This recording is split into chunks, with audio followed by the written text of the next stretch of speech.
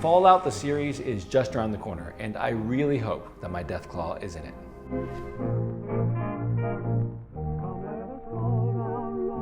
Hello, my name is Jonah. I'm a 3D game artist, concept artist, illustrator, and writer. And for 7 years, I worked at Bethesda Softworks as a creature designer. The Fallout show is coming, and I think now is the time to tell my story. I was there when Bethesda picked up the franchise and we began work on Fallout 3 and Fallout 4. In today's video, I will tell you what that was like. I'll show you what I worked on, and I'll tell you what I was thinking of when I worked on it. This channel is about art, games, fantasy, and world building. We're about to get real nerdy. So if that sounds good to you, hit like, subscribe, and ring the bell. First, a primer. Fallout is a beloved gaming franchise that started life as Interplay's spiritual successor to Wasteland, and drew inspiration from such cult classics as A Boy and His Dog and Mad Max, while at the same time imbuing this universe with a unique futuristic 1950s aesthetic. In this universe, Eisenhower never warned us about the military-industrial complex, and so the US gave in to jingoism and commercialization.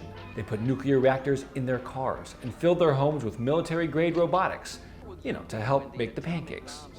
And in the very midst of this escalating Cold War of nations, a sinister corporation called Vault-Tec began building underground bunkers to ensure the future of not just mankind, but more importantly, America.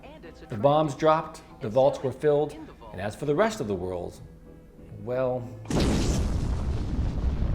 I played this game as a teenager.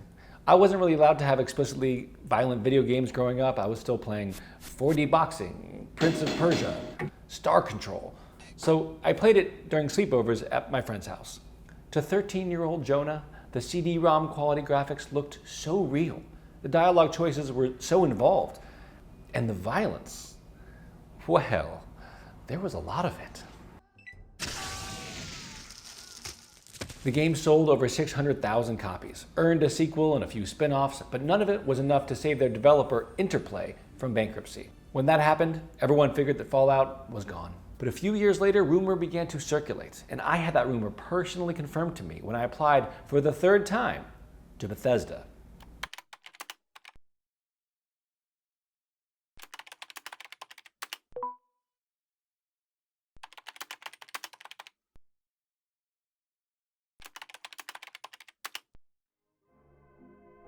I worked like mad for 2 weeks, and this is what I came up with. It was the most complicated 3D asset I'd ever made. It included a gun, fur, and subsurface scattering. I didn't really know how to texture very well, so to make his jeans, I took off my own pants and put them in the scanner and scanned them. I was in over my head, but I just knew that if I could make this raider psychologically believable, capable of forging an emotional connection with his audience, then the job would be mine. I was hired as a character artist, meaning that it was my job to take the 2D concept art drawn by the concept artist and translate that into the 3D art assets that you see in-game. I was to model, sculpt, and texture everything I made.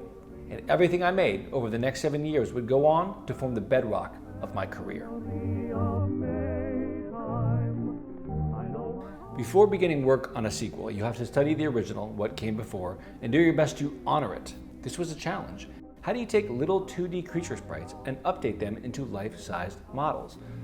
Well, looking at these pixelated little images, I had to infer the artist's full-sized intentions and then add way more detail. I did, however, have a secret weapon. Adam Adamowicz, the concept artist whose cube was back-to-back with mine.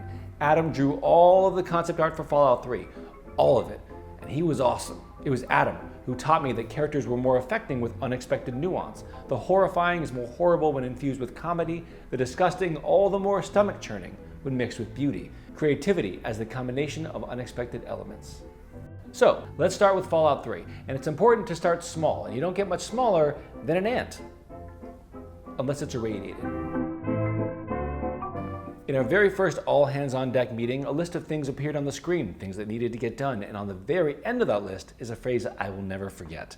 Begin giant ant construction. With the exception of the queen, our ants were much smaller than this. And as it turns out, waist-high ants are not actually that intimidating. Anyone who's seen Honey, I Shrunk the Kids knows that they can be pretty cute. So, as I began to model this fella, I modeled him in a hunched position, like that of a wasp, with scimitar mandibles and hooked spines down its back. I used photo reference in the texture, something I only really did back then when I didn't know how to texture very well. I wanted their shells to look hard and their undersides soft. As to their personalities, I wanted them to look neutral and unintelligent, because nuclear apocalypse or not, ants are not ultimately predators. They are workers. Next came the Radroach, the survivors of any apocalypse. As I reached for a design that felt truly roachy, I studied a lot of pictures to determine what exactly makes roaches so blah. I think I figured it out. Number 1, shine. Shiny things register as wet, and when you see the flickering glimmer of roach wing, you can't help but imagine them feeling slick to the touch, and getting the player to imagine touching something is half the battle. 2, a fat underbelly. There's something about a big white abdomen that says, if you step on me, I'll squish. 3, a flattened leg structure. Whereas the legs of the ant were oriented perpendicular to the ground, the legs of the roach were slanted at a diagonal, so that their bellies lay almost flat, giving them the impression of always scuttling. And that leads me to 4, butt antenna. Ugh. Apparently these roachy details held up pretty well, because with the exception of a few texture polishes, these same Radroaches appeared in Fallout 4. The Yao Guai. I'm not at all happy with the Yao Guai. When people ask me what I like least of the things I did in Fallout 3, this is easily it. Its chest is way too big, its collarbones too pronounced, its shape is too shapeless. And in an effort to make it look scabby and infected, I gave it a muddy, confused color scheme. Next. The feral ghouls are a personal favorite.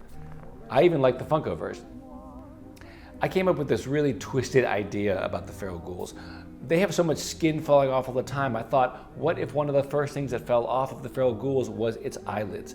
If you don't have eyelids, then you can't close your eyes. And if you can't close your eyes, then you can't sleep. And if you can't sleep, you can't dream. And if you can't dream, you lose your mind. I envisioned these poor, sleepless, long-lived humans plagued by starvation and witness to horrors untold. And I made something at once terrifying and sad. With a big head and an emaciated body, large marble eyes, and a mouth missing half its teeth. I wanted the player to feel bad for them, so I even talked the animator Gary into giving them occasional seizures. And I wanted the player to be terrified of them, so I asked Mark Lampert, our amazing sound guy, to give them a horrible 28 days later gasp when they saw the player. I actually recorded that horrifying gasp in Mark's office, and that gasp was not actually used in the game. I didn't do a very good job. I'm not a sound guy. He did it again way, way better. Way, way better. The Mirelurks. The idea behind the Mirelurk concept art was that this monster was going to look a little bit like a person in a giant rubber suit. We were really going for that sort of corny retro vibe. I made them sort of pretty, with tertiary colors, greens and pinks and reds, but I made its face mask-like and inhuman. Most body parts like the grabbing claws were covered in armor-thick shell, while its face and feeding claws are porcelain-thin. Harold. Harold is, or was, a staple of the franchise.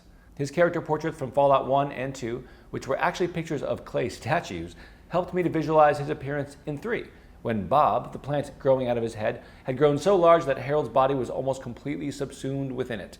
I tried to convey his pain and his misery by sculpting him doubled over, one hand rooted to the ground for support, the other clasped to his chest and stuck there.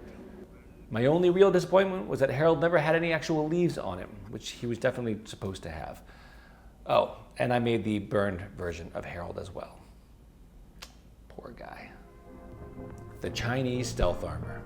One of my final contributions to Fallout 3 before I moved on to Skyrim, the Chinese stealth armor had a simple and compelling design. A sleek black form-fitting suit with a reflective full dome visor. Guided by the fantastic concept art, this was actually not that difficult to pull off. I especially liked the do-it-yourself tape on the wires at the side. And the visor, well, they basically just reused that aesthetic to make the Starborn from Starfield, so yeah, it ain't that bad. The Deathclaw, of course, was the last monster that I made for Fallout 3. But the Deathclaw is special, so we'll get into that in a bit. Before we do, I'd like to share something with you. I spent most of my career building worlds for corporations. I am so lucky to have worked on games like Skyrim and Fallout. They've formed the bedrock of my career, and I wouldn't be where I am today without them. But if there's anything I've learned over the last 20 years, it's that these titles do not belong to me. They belong to the corporations, to the corporate entities, and to the shareholders. And these people generally do not care much about the developers who made them. I'm done building worlds for them. I'm now building a world for myself and for you. Quiet Level 1 is the story of a little skeleton tasked with the impossible, to stop an unstoppable barbarian from destroying the Tree of Worlds. This is our hero, the beating heart of our story. They're silent and kind, and utterly outmatched by Galahorn, the invader, capable of destroying everything in his path. How does a level 1 skeleton compete against a level 100 barbarian? How does a freelance artist compete against the corporate world? I'm not sure, but I know that neither of these things can happen without you. Quiet Level 1, the graphic novel, is coming to Kickstarter. It's already there, actually, in pre-launch. You can click on the link below, follow it there, and you'll be sure to get your early bird special, which will be cool. I know it will be cool because I'll be making it. Quiet Level 1 is coming.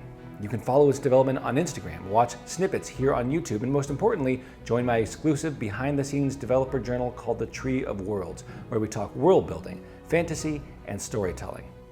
Sign up is totally free, and if you're watching this and you sign up before the 1st of June 2024, then you are eligible to receive this, my personal Fallout 3 Model 3000 Pip-Boy, gifted to me by Bethesda back in 2008. And yes, I will autograph it, just for you. I might even decorate it. Don't forget to sign up. Quiet Level 1, coming to Kickstarter. Bethesda has always made good trailers, and their Fallout 3 trailer is, in my opinion, their best. Rendered entirely in-engine, the teaser is a slow-build masterclass in storytelling. Nothing happens, and yet as the camera zooms slowly backward, the technology, culture, history, and events of a nation play out with perfect clarity, until this wonderful melody, "I Don't Want to Set the World on Fire," echoes across the ruined and ghostly wasteland of the now. When it was announced that Bethesda was going to take on the Fallout franchise, there was a lot of excitement, a lot of enthusiasm, and a lot of death threats. I know it might shock you to learn that not every gamer is a wonderful person, and Fallout, I'm sorry to say, had more than its average share of less than pleasant fans. To this small but very vocal community, our attempt to resurrect the franchise was nothing less than a sacrilege. For the first time ever, Bethesda had to hire a security guard. By the way, I have no doubt that a lot of these same people are going to show up to this video and downvote the heck out of it just because I worked at Bethesda. I made Fallout 3 and Fallout 4. So yeah, it's just going to happen. This is probably going to be my worst rated video ever. That's okay. I don't take it personally. However, when the game was finished, we were pretty happy with the reception and how it all turned out. To this day, Fallout 3 has a 93% Metacritic rating. By the way, there is an Easter egg in Fallout 3 with my name on it. Level designer Jeff Brown put a place in the game called LOB Enterprises. Do I really need to spell it out? Anyway, Fallout 3 was a proving ground for us all, and we emerged. The end result, like us, wasn't perfect, but it put Fallout back on the map. And the torch that we picked up passed to Obsidian, who made Fallout New Vegas. They understood the world of Fallout, and it's a big deal that the choice and decision-making that Obsidian built into that game is still compared to a certain blockbuster game that came out 13 years later, a little something called Baldur's Gate 3. I am extremely grateful for the job they did, and the extended life that they gave to our world. After Fallout 3, we moved on to Skyrim, a story which I chronicled in my video, You're Finally Awake, in which I interview 8 other former developers who worked on the game. As that game drew to a close and most of the team moved on to the DLCs, I moved on ahead of the team to Fallout 4. As one of the first artists on the project, it was my job to work with the art director to help define the look of the game. We ditched Fallout 3's computer green aesthetic in favor of a more colorful palette, one that favored dusty reds and sky blues. The world of Fallout was beginning to improve, just a little, and the world was a little less oppressive for the player, just a little. The creatures that I made for Fallout 4 are probably my best 3D creature designs I've ever made in my career, because after 7 years of being a character artist, I was at the apex of that realm. And after I left, I kind of never really touched 3D again. So, what did I make? Molerats. The thing about Molerats is that you don't need to make a lot of changes from their real-life analogs to leave an impression. Molerats are naked and gross, with big rodent teeth perfect for gnawing on human bone. I wanted these little fellows to be nasty and frightening. I also admit that I took a page out of the Xenomorph playbook and added some not-so-discreet phallic imagery. You probably didn't notice it because they're gross and fleshy enough already, but yeah, that's just my little gift to you. Mirelurks. I'm very pleased with the Mirelurks from Fallout 4. I was thrilled by the concept art of Ilya Nazarov, which leaned on horseshoe crabs for inspiration. I embraced the aesthetic and added 2 more secret references, the first and most obvious of which were the Gartham from the Dark Crystal. I am, after all, a child of the 80s. The second influence was from a movie that I actually hated, Star Wars: The Phantom Menace. In my opinion, a terrible film, but not without some really great designs. The Mirelurk I made appeared huge and round, but like the Droideka, their bodies are actually very thin and compact against the rounded back of their shell. I covered them in barnacles and seaweed and caked white salt, the Mirelurk King. I once asked one of the designers what the relationship was between the Mirelurk Kings and the Mirelurks, and I was answered with a shrug. Maybe they're a later stage in the evolution, they told me. I hated this explanation because they're so obviously not related, so I came up with an explanation of my own. Mirelurks are fundamentally stupid. I designed them to look that way. The Kings are smart, and in my mind their sonic attacks are extremely unsettling for their crustaceous counterparts. Because of this, Mirelurks never target Kings, and the King species can effectively control their stupid crab underlings. Ray delivered this fantastic concept art, from which I deviated just a little. I focused on the concept of non-sapient convergent evolution. That is, how does a creature completely unrelated to humans attain a humanoid shape? The Mirelurk King is tricked out. Instead of normal hands and feet, I gave him jointed fins capable of 270-degree expansion. I expanded on the Dunkleosteus reference by shaping it into an actual crown shape, and I gave him a fleshy red mantle, reminiscent of the crimson robes worn by kings of old. I gave him scales and semi-exposed lungs and intestines and a lot of little barnacles. The Supermutants. How do you create large, super-muscled green men who don't look like the Hulk? Adam solved this problem beautifully, with some of my favorite concept art he ever made. Instead of lantern jaws and defined bone structure, Adam gave the Supermutants small, soft faces like babies. Their arms were long and apish, their hands small. And their muscles, though big, were not corded and defined, but sloping and soft as taffy. This is what happens when you infect the FEV virus into a human.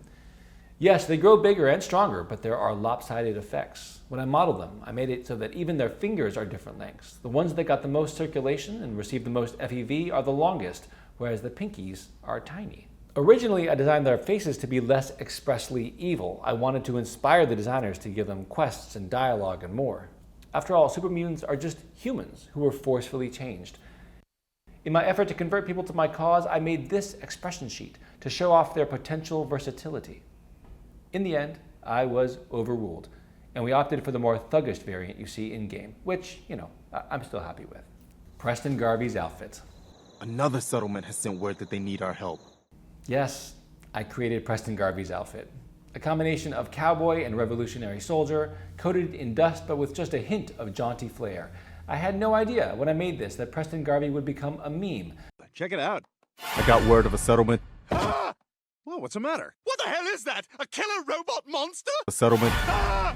Didn't happen for all the best reasons, maybe, but I got word of a settlement. Yeah. The Maypole.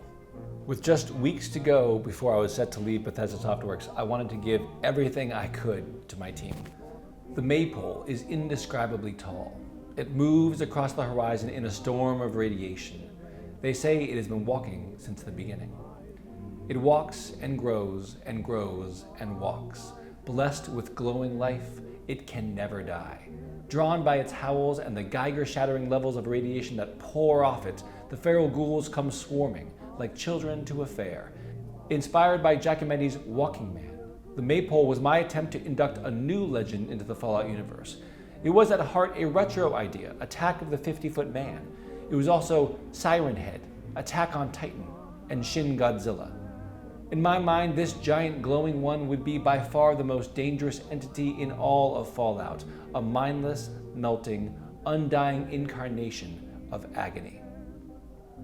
As it turned out, however, introducing a god-sized monster 9 months into an open-world game's development is not considered best practice, and because Bethesda games are already a delicate balance of variables, the Maypole was never approved. I told Todd Howard that I was leaving about 6 months before I actually did. This was a few months before Adam Adamowicz, the concept artist, passed away at the age of 46. After 7 glorious years, I needed a change. I wanted to ditch 3D for a while and pursue concept art and illustration. I wanted to write a fantasy novel. I wanted to follow my girlfriend, the woman who is now my wife and the mother of my child, here to New York. The plan was always for it to be a sabbatical. I was going to leave for 1 or 2 years, do what I needed to do, and come back. It's been 12 years. When I decided to leave, however, there was no Deathclaw on the list for Fallout 4. I don't know why it wasn't included at that point. Maybe because it took place in Boston and lizards don't like Boston. But in my mind, you can't have the word Fallout without the word Deathclaw. Did you know that the Deathclaws were originally supposed to look very different? They'd been conceived as having fur, like werewolves, but due to technical constraints, this idea was thrown out. As it turned out, however, the game Planescape Torment had an unused asset just lying around, a monster called the Tarrasque, seen here in clay. Interplay bought this model, took digital photographs, and voila, the image of a Deathclaw is born. But as arbitrary a birth as that was, it was our responsibility to honor this design. So, for Fallout 3, Adam echoed the coloring, proportion, posture, and iconic horned appearance of this abomination. He took the strengths of the original design and cranked it up into something lean and hungry and fast. Its arms were long, its claws were like scythes, its skin plated and loose. As I began work on them, I gave it a mouth that looked like this, a more traditional crocodilian smile. But the art director, Istvan, didn't want that. He wanted something like this, and I'm so glad that he made me change direction. Because this gave the Deathclaw a unique expression, something akin to a scowl, and this scowl has become a hallmark of its appearance. I gave the Deathclaw the same loose skin which I sourced from photos of rhinoceros, elephants, and lizards. I gave it subtle hints of vitiligo on its hide. I gave it creepy white eyes and little fleshy rooster spines on its back, and I gave it a long and bony tail to emphasize its ever-present hunger. The leaping animation that's been the death knell of so many players actually had its origin from the Scalon in the Shivering Isles. The Scalon marked the first time a Bethesda creature actually jumped at the player, and we transferred this idea over to the Deathclaw with devastating effects. People responded pretty well to my Fallout 3 version of the Deathclaw. They seemed to be responding with the same terror that I had felt as a teenager. And yet, there were no plans to include the Deathclaw in Fallout 4. But if ever there was an opportunity for a capstone project to remake this perfect killing machine, then this was it. This was my moment. And I knew that if I left Bethesda Softworks and somebody else made it without me, I would never forgive myself. And so I started work on the Deathclaw, after work, at home. I spliced chameleon, alligator, lizard, python, bull, and panther DNA into their design. I built powerful bones and muscle to give them strength. I narrowed the ribs and shoulders and legs to give them speed.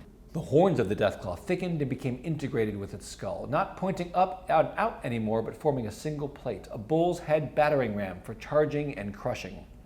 I thickened its teeth. They were not designed for killing after all, but for crunching through bone, an act greatly facilitated by the bulging muscles in its neck. Its teeth retained their signature gap right in the center, but this time there was a reason for it. Python DNA allowed this hybrid a tongue that could taste the air without the jaws ever needing to open. When I was about 75% done with the sculpt, I took the Deathclaw into work and showed Todd. He said yes immediately. When I could finally talk about the game in public, I messaged Phil Tippett, the legendary stop-motion artist responsible for the Rancor from Star Wars. I told him that the Rancor was one of my favorite monsters and was a huge inspiration for the Deathclaw.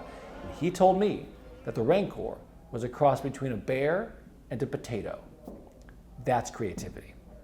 Adam would have been so proud. Since that time, my creation has been featured in The Onion. People have gotten many tattoos of it. It was featured in the latest Tenacious D video. Never thought I'd see my baby tearing Kyle in half, but I could not be more proud. Hey, not right now. I got things to do. And there's been a shocking amount of fan-drawn porn. Some people seem to really connect on an emotional and physical level with my creation. Fallout the series. Nighttime is falling outside, so I think it's about time that we wrap up the video, don't you?